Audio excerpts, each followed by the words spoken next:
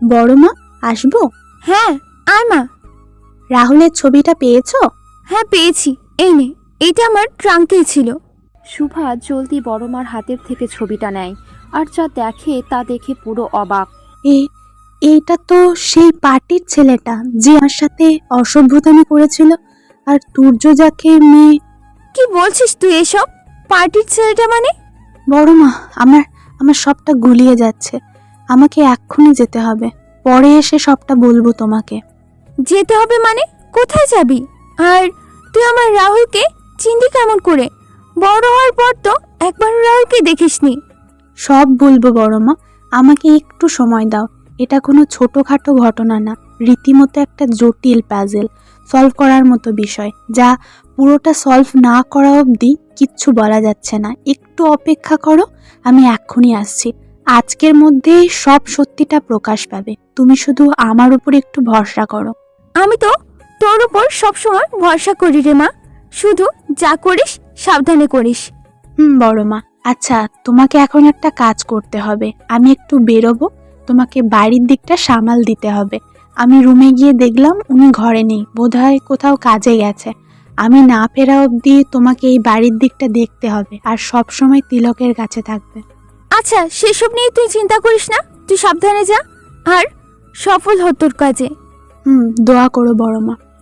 এই বলেই ছবিটা নিয়েই শুভা বাড়ির বাইরে চলে যায় আর একটা ক্যাব নেয় প্রথমে, তারপর রিচিকে কল দেয়। হ্যালো রিচি, কোথায় আছিস এখন তুই? আমি এই তো আমাদের ক্যাম্পাসের সামনে, যেখানে তুই থাকতে বলেছিস। আচ্ছা ভালো করে শোন, তুই আমাদের ক্যাম্পাসের রেজিস্টার থেকে যে কোনো 17 ব্যাচের ভাইদের নাম্বার বের কর। তারপর তাদের কাছে জিজ্ঞাসা কর যে 17 ব্যাচে কি ঝামেলা হয়েছিল, আর 17 ব্যাচে রুদ্র নামক স্টুডেন্টকে কেন বের করে দেওয়া হয়। বুঝলি? পারবি কাজটা করতে? পারবো না মানে? আমার কাছে অলরেডি সব ব্যাচেরই কিছু কম বেশি ভাই আপুদের নাম্বার আছে। আমি সব সময় এগুলো কালেক্ট করি, আর সিনিয়র ভাই আপুদের সাথে আমার সম্পর্কও ভালো। রেজিস্টার ঘাটা লাগবে না রে, তুই জাস্ট আমাকে আধ ঘন্টা সময় দে, আমি তোর কাজটা করে দিচ্ছি। অনেক ভালো হয় রে, তাহলে তুই তাই কর। জানিস তো আজকেই আমাদের যা করার করতে হবে। জানি রে, চিন্তা করিস না, কাজ আজকের মধ্যেই হবে। আচ্ছা তাহলে শোন, আমি বের হয়ে গেছি। আমরা সবাই যে যার মতো প্রমাণ জোগাড় করে একেবারে থানায় একত্রিত হব, বুঝলি? ওকে, ডান। আচ্ছা রে, রাখছি তাহলে। এই বলেই শুভা ফোনটা রেখে দিয়ে জলদি যেখানে তুর্যর বন্ধুর জন্মদিনের পার্টি হয়েছিল সেখানে গেল। সেখানকার সবাই আগে থেকে শুভাকে চেনে তুর্যর সুবাদে, তাই শুভাকে দেখার সাথে সাথে সেখানকার সিকিউরিটি গার্ড সহ সবাই শুভাকে সালাম দেয়। শুভা সোজা সেই কমিউনিটি সেন্টারের হেড অফিসে ঢোকে। আরে ম্যাডাম, আপনি তুর্য স্যারের বউ না? জি, আপনি ঠিক ধরেছেন। ভুল ধরবো কীভাবে বলুন? আমাদের এই কমিউনিটি সেন্টারের প্রতিষ্ঠা, ওনার অনুদান অনেকটা। তবে ম্যাডাম, এতদিন পর এখানে কি মনে করে কোনো অনুষ্ঠানের আয়োজন করবেন নাকি? না না ভাই, কোনো রকম আয়োজন না। আসলে আজ থেকে 3 বছর আগে জানুয়ারি মাসের 20 তারিখে সন্ধ্যার দিকে একটা পার্টির আয়োজন ছিল এখানে, মনে পড়ে? হ্যাঁ হ্যাঁ, এই দিনটা ভুলবো কিভাবে? ওই দিন তো তুর্য স্যারের অনেক ক্ষেপে গেছিল একটা ছেলের উপর।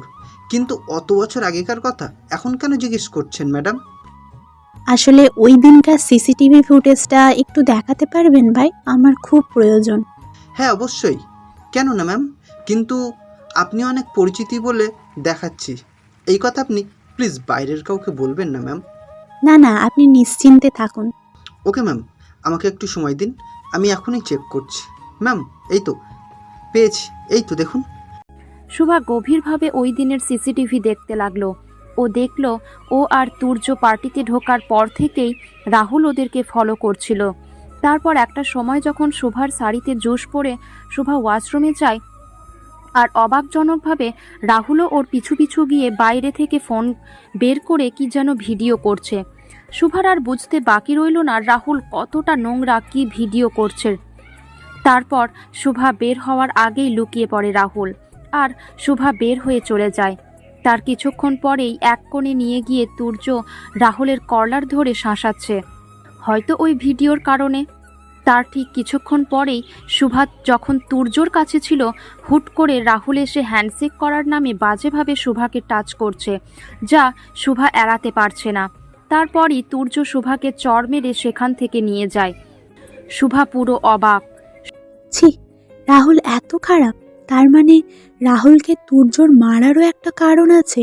আর আমি কিনা ভাবলাম তুর্য অকপটে মানুষকে মারে। ভাইয়া, আপনাকে অসংখ্য ধন্যবাদ। আপনি আমার অনেক উপকার করলেন। আরে না না ম্যাডাম, আপনাদের উপকার যে করতে পেরেছি এটাই অনেক। শুভা এক মুহূর্ত সেখানে আর থাকলো না, তাড়াতাড়ি সেখান থেকে বের হয়ে গেল আর নিজের পুরনো বাসায় অর্থাৎ ওর বাবার বাসার উদ্দেশ্যে রওনা দিল, যেখানে মিলা আগে থেকেই ওর জন্য অপেক্ষা করছে। শুভার সেখানে পৌঁছতে পৌঁছতে প্রায় 7টা বাজলো। শুভা গিয়ে দেখলো সেখানে মিলা গেটের সামনে দাঁড়িয়ে অপেক্ষা করছে। কিরে, সিসি ক্যামেরায় কিছু পেলি? পেলাম মানে রীতিমতো অনেক কিছু। শোন, তুরাক্সের বাসায় ঢোকার আগে এখানে তুই যার ছবি পাঠিয়েছিলি, মানে তোর রুদ্র ভাই, উনি ঢুকেছিলেন। ওনার সাথে আরও একজন ছিল। তারপর তুরাক্সের ঢোকার আগেই উনি ওখান থেকে বের হয়ে যায় আর বাইরের গার্ডেনের দিকে যেতে দেখি। গুড। তার মানে এই ব্যাপারটা ক্লিয়ার যে বাবার খুন রুদ্র ভাই করেছে। ছি, উনি এত খারাপ, নিজের আপন মামাকে মেরেছে। আমি তো ছাড়বো না তোকে রুদ্র ভাই। তুই আমার বাবাকে মেরেছিস, আমার জীবন থেকে 3টা বছর কেড়ে নিয়েছিস, আমার ভালোবাসাকে কষ্ট দিয়েছিস। আমি ছাড়বো না তোকে। ওই রুদ্র তো শাস্তি পাওয়াই উচিত, কিন্তু এখন বল আমরা শাস্তিটা দেব কিভাবে? সব বলছি আমরা। এখন তুর্যদের আগের বাসায় যাব, ওইখানে রাহুলের মৃত্যুর পুরো ফুটেজ কালেক্ট করব। তারপর সোজা পুলিশ স্টেশন, ওখানে পুলিশের কাছে সমস্ত প্রমাণ সাবমিট করব। তারপর ওখান থেকে পুলিশ নিয়ে সোজা বাড়ির উদ্দেশ্যে রওনা দেব। বুঝেছিস? গ্রেট, তাহলে তাই করি, চল। এই বলেই শুভা আর মিলা দুজনেই তুর্য আর শুভা আগে যে বাংলোতে ছিল সেখানে গেল। তারপর তুর্যর রেফারেন্স নিয়ে ওখানকার রাহুলের মৃত্যুর পুরো ফুটেজ কালেক্ট করে। এখানেও একই রকমভাবে দোষ রাহুলেরই। আর এক মুহূর্তেই শুভা আর মিলা তাই অপেক্ষা না করে সোজা পুলিশ স্টেশনে চলে যায়। তারপর শুভা, মিলা আর রিচি তিনজনই নিজেদের কালেক্ট করা প্রুফগুলো পুলিশকে দেখায় আর একটা এফআইআর করে। মিলা বলল, শুভা, বাইরের কাজ তো সব শেষ, এখন তো যা কাজ বাসায়। আর রাতও ভালোই হলো। এক কাজ কর, তোকে আমরা বাড়ি পৌঁছে দিয়ে আমরা সবাই বাসায় চলে যাব। কালকে আবার দরকার পড়লে কল দিস। এখন তো যা করার বাসাতেই করতে হবে, বাসায় মা চিন্তা করবে। আচ্ছা, আমি তো খেয়ালই করিনি, অনেক রাত হয়ে গেছে। তোরা যা। আর কি বলছিস? হ্যাঁ, দরকার পড়লে কল দিস মানে?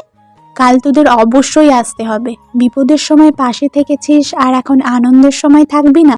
সুন্দর মতো কাল বাসায় থাকবি দুজন, না হলে কিন্তু দুজনেরই খবর আছে, বুঝলি? রিচি বলল, ওরে বাবারে, তুই তো দেখছি রীতিমতো থ্রেট দিচ্ছিস। থ্রেড মনে করলে থ্রেড। আমি কিছু বুঝি না। আমাদের এই আনন্দের দিনে তোরা থাকবি, ব্যাস। মিলা বলল, আচ্ছা আচ্ছা, থাকবো। আমরা না থাকলে হয়? আমাদের একমাত্র জিজু বলে কথা, তার আবার জন্মদিন। আমরা তার অর্ধেক ঘরণী, সব কিছু তো আমাদেরকেই করতে হবে। আবার শুরু করলি? আচ্ছা আচ্ছা, চিল্লাস না, তোর জিনিস তোরই থাকবে। এই বলেই মিলা আর রিচি হেসে দিল আর ওদের দেখে শুভাও হেসে দিল। আচ্ছা শোন, অনেক হাসাহাসি হয়েছে। তোরা এখন বাসায় যা, সকাল সকাল আবার আসতে হবে। আর আমিও বাসায় যাই, একটু পরেই তো পুলিশরাও এসে পড়বে। আর তার আগেই তো বাসায় যেতে হবে। তিলকটাও একা আছে, না জানি কান্নাকাটি করছে নাকি। আর সব থেকে বড় কথা, ওনার অনুমতি ছাড়া এতক্ষণ বাইরে আছি, উনি তো খেয়েই ফেলবে। কি? তোকে খেয়ে ফেলবে? রিচি চোখ বাঁকিয়ে শুভার দিকে তাকালো। এই, তোরা আসলেই শয়তান। যা তো, আমি গেলাম, তোরাও যা, ক্যাবে ওঠ। আর 1 মিনিটও শুভা দাঁড়ালো না, লজ্জায় সোজা ক্যাবে উঠে গেল আর বাসার উদ্দেশ্যে গাড়িতে উঠে গেল। সব রহস্য এখন সমাধান হয়ে গেছে, সব কিছু পরিষ্কার, আর কোনো দ্বিধার অবকাশ নেই। আমি আসছি তুর্য, আসল দোষী এখন শাস্তি পাবে। আর আমিও আমার ভালোবাসাকে জানাবো যে হ্যাঁ, যেই মেয়েটাকে আপনি ছোট থেকে পাগলের মতো ভালোবেসে আসছেন, সেই মেয়েটাও যে আপনাকে আপনার মতো না হলেও শুধু যে আপনাকেই ভালোবেসে এসেছে। আর আপনাকে জানাবো যে তখনও আমি আপনাকে ভালোবাসতাম, এখনও আমি আপনাকে ভালোবাসি, শুধু আপনাকেই ভালোবাসি, অনেক ভালোবাসি। সারা জীবন এই আপনার মতো সাইকোর সাথেই থাকতে চাই। এসব ভাবতে ভাবতেই ক্যাবের হর্নের শব্দে শুভার ধ্যান ভাঙল। শুভা দেখল শুভা বাড়িতে পৌঁছে গেছে। শুভা জলদি ক্যাব থেকে নেমে ক্যাবের ড্রাইভারকে ভাড়াটা দিয়েই সোজা বাড়ির মধ্যে ঢুকে পড়ল। তুলসী, মোহনদা। চিল্লিয়ে ডাকলো। জি ম্যাডাম, ডাকছিলেন আমাদের? দুজনেই ছুটে এলো শুভার ডাকে। তোমাদের স্যার কি বাড়িতে ফিরেছেন? না তো দিদিমণি, আমি দাদাবাবুকে দেখিনি। তুলছি ঠিক বলছে, আমিও স্যারকে দেখিনি দুপুরের পরে। সে কি 9টা বাজে এখনো এলেন না উনি? উনি তো আমাকে কিছু বলেও যায়নি। আমি একটা কথা বলি ম্যাডাম। হ্যাঁ মোহনদা, অবশ্যই বলো। আসলে স্যারের তো প্রতি শনিবার পেশেন্টদের ভিজিট করতে যায়। আমার মনে হয় আজও সেখানেই গেছে। হবে হয়তো। যাই হোক, 12টার আগে উনি ফিরলেই হলো। আচ্ছা, তোমরা কি সবাই জানো কাল তোমাদের স্যারের জন্মদিন? কই না তো, স্যার তো এই বিষয়ে কোনো কথা বলেনি। আমরা ঠিক করেছি কাল একটু জাঁকজমক করে আয়োজন করব। শুনে রাখো মোহনদা, কাল কাক ভোরেই কিন্তু বাজারে যেতে হবে, আর অর্ধেক কাজ আজ রাতেই করতে হবে। কেক বানাতে হবে, আরও অনেক কিছু। আমি একদম ওনাকে চমকে দিব। এই ব্যাপারে তুলসী আমাকে সাহায্য করবি। আচ্ছা ম্যাডাম, কোনো সমস্যা নেই। দাদাবাবুর জন্মদিন অনেক ভালো করে পালন করা হবে। তা তো হবেই। তার আগে আরও একটা বড় কাজ এখনই আমাকে করতে হবে। বড় কাজ? কি বড় কাজ দিদিমণি? তা তো দেখতেই পাবি। আগে বল তো তুলসী, রুদ্র ভাই কোথায় আছে? কেন, বড় সাহেব তো রুমেই আছে।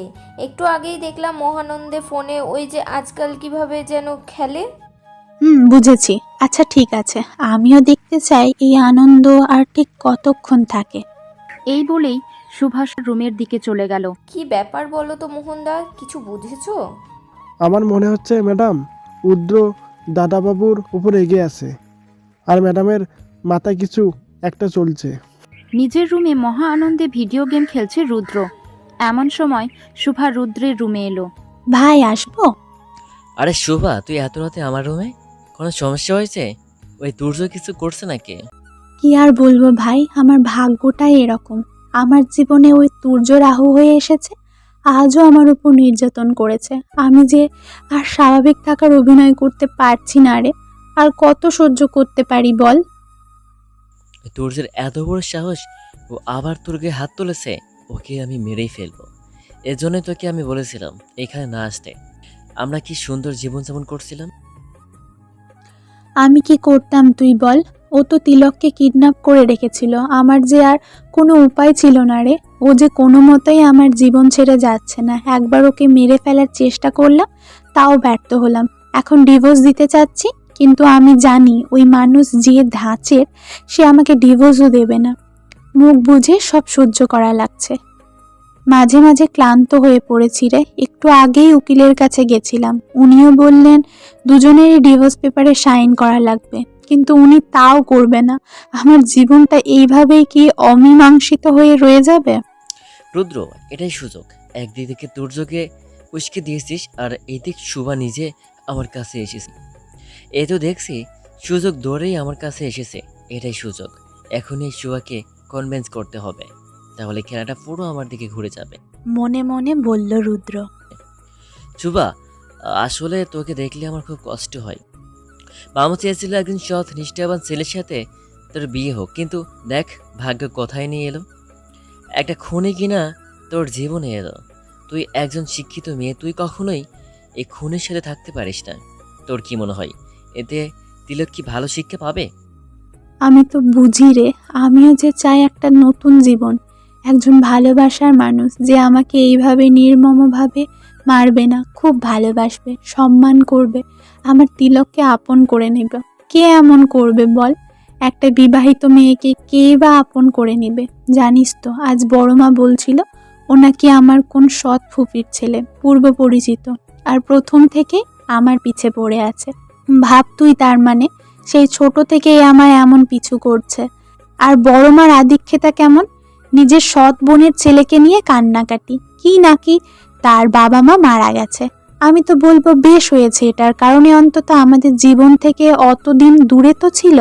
আমি তো বলবো ওনার বাবা মার সাথে উনিও যদি চলে যেতেন, অন্তত আমি জীবনে শান্তিতে থাকতাম।